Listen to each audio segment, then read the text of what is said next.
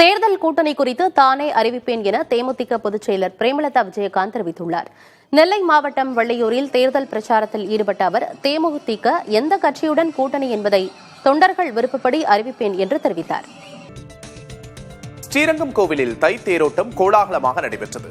பூபதி திருநாள் எனப்படும் தை தேர் திருவிழா கடந்த 23ஆம் தேதி கொடியேற்றத்தோடு தொடங்கி நடைபெற்று வருகிறது. விழாவின் முக்கிய நிகழ்வான தேரோட்டத்தையொட்டி நம்பெருமாள் உபய நாச்சியார்களோடு அலங்கரிக்கப்பட்ட தேரில் எழுந்தருளி பக்தர்களுக்கு காட்சியளித்தார். ஆயிரக்கணக்கான பக்தர்கள் ரங்கா ரங்கா என்னும் பக்தி கோஷங்கள் முழங்க 4 உத்தர வீதிகளிலும் தேரை வடம்பிடித்து இழுத்தனர். நம்பெருமாளின் இந்த திருத்தேர் பவனியை காண தமிழகத்தின் பல்வேறு மாவட்டங்களில் இருந்தும் திரளான பக்தர்கள் ஸ்ரீரங்கத்தில் குவிந்தனர். கன்னியாகுமரி மாவட்டம் குளைச்சலில் புகழ்பெற்ற புனித காணிக்கை அன்னை திருத்தலத்தின் 426வது ஆண்டு திருவிழா கொடியேற்றத்தோடு கோலாகலமாக தொடங்கியது. ஜெபமாலை மற்றும் நவநாள் திருப்பள்ளியை தொடர்ந்து தூத்துக்குடி மறைமாவட்ட ஆயர் ஸ்டீபன் தலைமையில் சிறப்பு திருப்பலி நடைபெற்றது. இதில் நூற்றுக்கணக்கான கிறிஸ்தவர்கள் குடும்பத்தோடு கலந்து கொண்டனர்.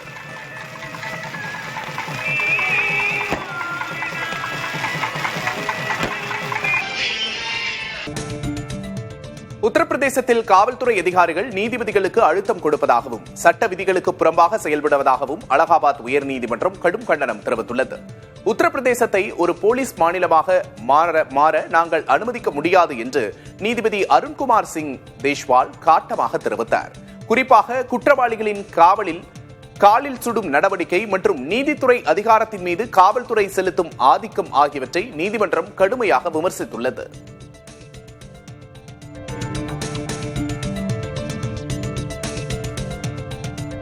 திருப்பூரில் தனியார் பள்ளி மாணவர் ஒருவர் சக மாணவர்களால் சாதி பாகுபாடு காரணமாக எரியும் தீயில் தள்ளிவிடப்பட்டதால் காயம் ஏற்பட்டதாக குற்றச்சாட்டு எழுந்துள்ளது.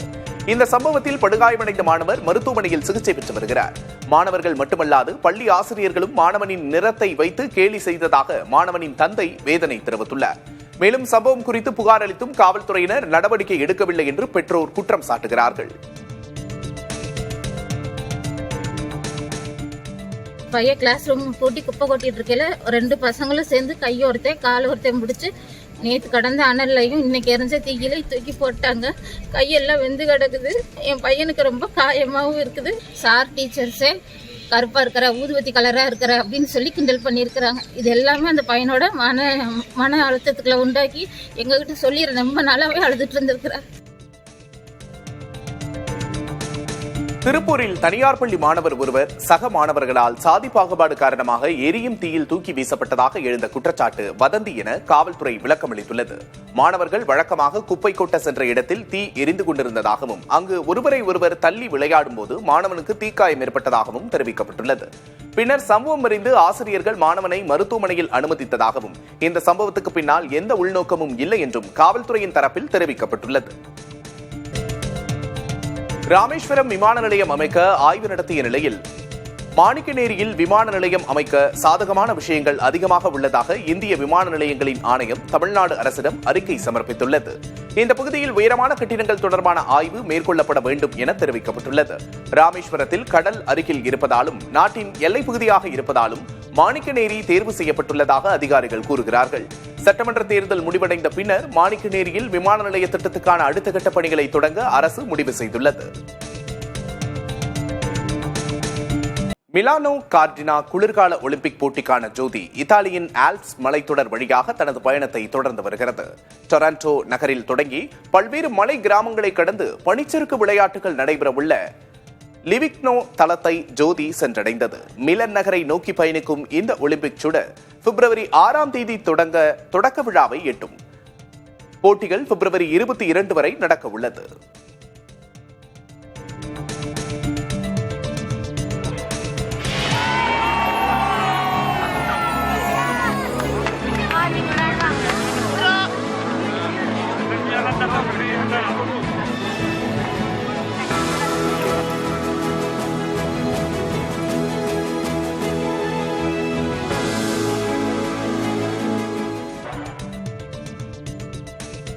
பிப்ரவரி 7 இந்தியா மற்றும் இலங்கையில் தொடங்க உள்ள T20 உலகக்கோப்பைக்காக மொனாங் படேல் தலைமையிலான 15 பேரை கொண்ட அமெரிக்க அணி அறிவிக்கப்பட்டுள்ளது. பிப்ரவரி 7ஆம் தேதி மும்பையில் நடைபெறும் முதல் போட்டியில் நடப்பு சாம்பியன் இந்தியாவை அமெரிக்கா எதிர்கொள்கிறது.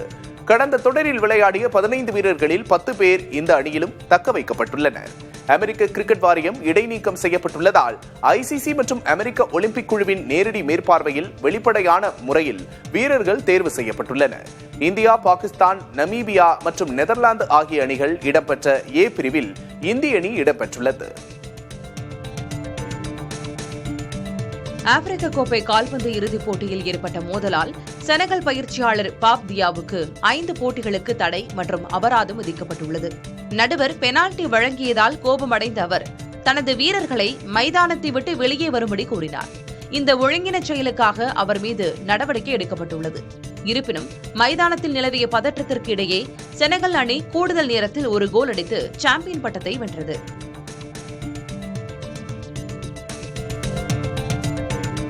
வெனிசுலா நாட்டில் பல ஆண்டுகளாக சிறையில் உள்ள எதிர்க்கட்சி அரசியல் தலைவர்கள், மனித உரிமை ஆர்வலர்கள், பத்திரிகையாளர்கள் விடுவிக்கப்பட உள்ளனர்.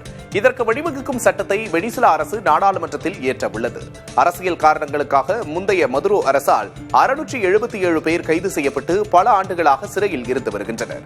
இவர்களை விடுவிக்க வெனிசுலா எதிர்க்கட்சிகள் நீண்டகாலமாக வலியுறுத்தி வந்த நிலையில் தற்போது வெனிசுலா நிர்வாகத்தில் அமெரிக்காவின் பிடி அதிகரித்துள்ள நிலையில் கைதிகள் விடுவிப்பு நடவடிக்கை எடுக்கப்பட்டுள்ளது.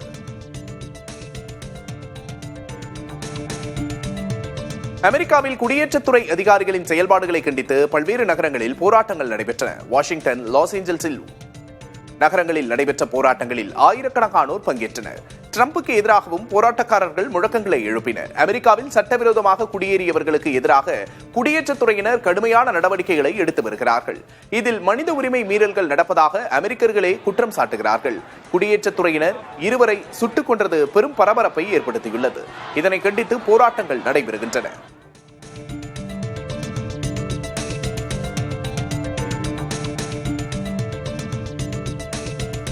ஐக்கிய நாடுகள் சபையின் தலைமையகத்தை மூடும் நிலை வரலாம் என எச்சரிக்கை வெளியாகியுள்ளது. ஐநாவுக்கு பல்வேறு உறுப்பு நாடுகள் சந்தா தொகையை செலுத்தாததால் நிதி சிக்கல் ஏற்பட்டிருக்கிறது. குறிப்பாக அமெரிக்கா பெரும் தொகையை செலுத்த வேண்டியுள்ளது.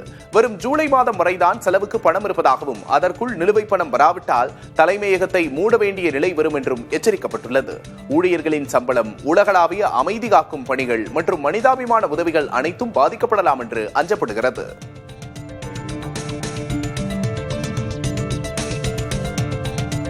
மணிப்பூரில் குடியரசுத் தலைவர் ஆட்சி ஓராண்டை நிறைவு செய்கிறது. இரு பிரிவினருக்கு இடையேயான தொடர் மோதல் மற்றும் வன்முறை காரணமாக அம்மாநில சட்டமன்றம் முடக்கப்பட்டது.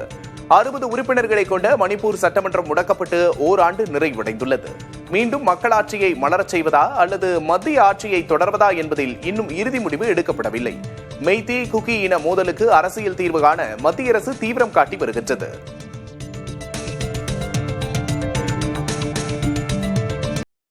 கர்நாடகாவில் குரங்கு காய்ச்சல் பாதிப்பு பரவி வரும் நிலையில் தமிழக எல்லையோர மாவட்டங்களில் மருத்துவ கண்காணிப்பை தீவிரப்படுத்துமாறு பொது சுகாதாரத்துறை அறிவுறுத்தியுள்ளது. அதன்படி சம்பந்தப்பட்ட கிராமங்களில் காய்ச்சல், வயிற்றுப்போக்கு பாதிப்புகளை கண்டறிந்து PCR மற்றும் இரத்த பரிசோதனைகளை மேற்கொள்ளுமாறு அதிகாரிகளுக்கு உத்தரவிடப்பட்டுள்ளது. சேகரிக்கப்பட்ட மாதிரிகளை வைராலஜி ஆய்வகத்திற்கு அனுப்புமாறும் கேட்டுக் கொள்ளப்பட்டுள்ளது. ஒருவரிடமிருந்து மற்றொருவருக்கு இந்த தொற்று பரவாது என்பதால் அச்சம் கொள்ள தேவையில்லை என்றும் அதேவேளையில் முன்னெச்சரிக்கையுடன் இருக்க வேண்டும் என அதிகாரிகள் தெரிவித்துள்ளனர்.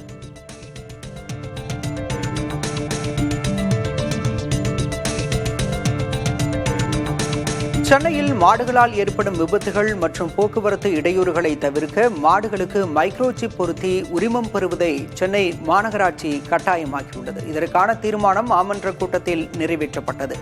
மாட்டு உரிமையாளர்கள் 100 ரூபாய் கட்டணம் செலுத்தி வரும் மார்ச் 18ஆம் தேதிக்குள் இந்த மைக்ரோ சிப்பை பொருத்தி உரிமம் பெற வேண்டும் என மாநகராட்சி காலக்கெடு விதித்துள்ளது. சென்னையில் உள்ள 22,857 மாடுகளை கண்காணிக்கவும் சுகாதார சீர்கேட்டை தடுக்கவும் இந்த நடவடிக்கை எடுக்கப்பட்டுள்ளது.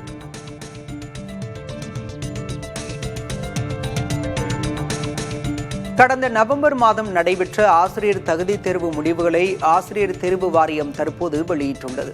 தேர்வர்கள் தங்கள் மதிப்பெண்களை அதிகாரப்பூர்வ இணையதளத்தில் சரிபார்த்துக் கொள்ளலாம். குறிப்பாக தேர்ச்சி பெறுவதற்கான மதிப்பெண்கள் குறைக்கப்பட்டு 2 நாட்களுக்கு முன்பு வெளியிடப்பட்ட புதிய அரசாணையின் அடிப்படையில் இந்த முடிவுகள் அறிவிக்கப்பட்டுள்ளன. இதற்கான தகுதி சான்றிதழ்களை வரும் பிப்ரவரி 2ஆம் தேதி முதல் இணையதளத்தில் பதிவிறக்கம் செய்து கொள்ளலாம் என ஆசிரியர் தேர்வு வாரியம் தெரிவித்துள்ளது.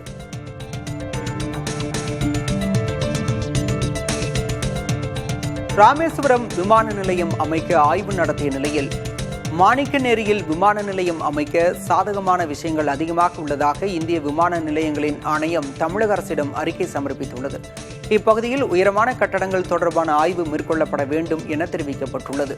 ராமேஸ்வரத்தில் கடல் அருகில் இருப்பதாலும் நாட்டின் எல்லைப் பகுதியாக இருப்பதாலும் மாணிக்கநேரி தேர்வு செய்யப்பட்டுள்ளதாக அதிகாரிகள் கூறுகின்றனர். சட்டமன்ற தேர்தல் முடிவடைந்த பின்னர் மாணிக்கநேரியில் விமான நிலைய திட்டத்திற்கான அடுத்த கட்ட பணிகளை தொடங்க அரசு முடிவு செய்துள்ளது.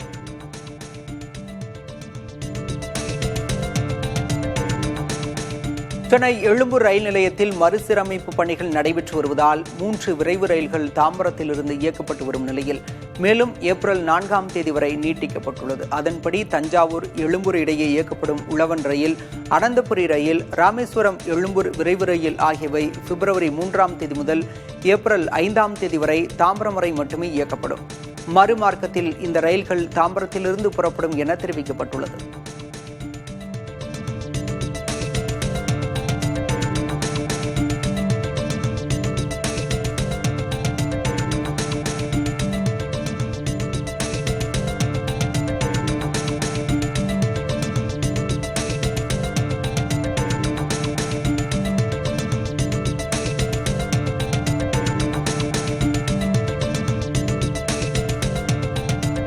திருச்செந்தூர் முருகன் கோயிலுக்கு பாத யாத்திரை செல்லும் பக்தர்கள் நெல்லை பாளையங்கோட்டை அருகே உள்ள தேவாலயத்தில் தங்கியது மதங்களை கடந்த மனித நேயத்திற்கு சான்றாக திகழ்ந்தது. நீண்ட தூரம் நடந்து வரும் முருக பக்தர்கள் ஓய்வெடுப்பதற்காக தேவாலயத்தின் கதவுகள் திறந்தே வைக்கப்பட்டுள்ளன. அவர்களுக்கு தேவையான குடிநீர் உள்ளிட்ட அடிப்படை தேவைகளை தேவாலய நிர்வாகத்தினர் செய்து கொடுத்துள்ளனர்.